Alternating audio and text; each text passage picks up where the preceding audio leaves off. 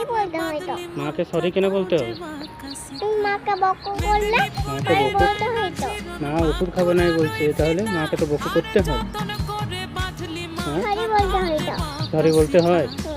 হুম। মা যে ওষুধ খাবো না বলছে, তার বেলা তার বেলা কেন তোমার গত নাই? তোমার কথা না। কি না, আমি কি করিনি?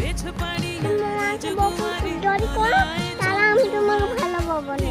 ও, আর যদি না বকো করো আমি তোমাকে ভালো পাবো। তাহলে আমার তো ভালোবেসে দাও, হুম? আমার তো ভালোবেসে দাও, একটু আদর করে দাও, তাহলে মাকে সরি বলে দিচ্ছি আমি। আরে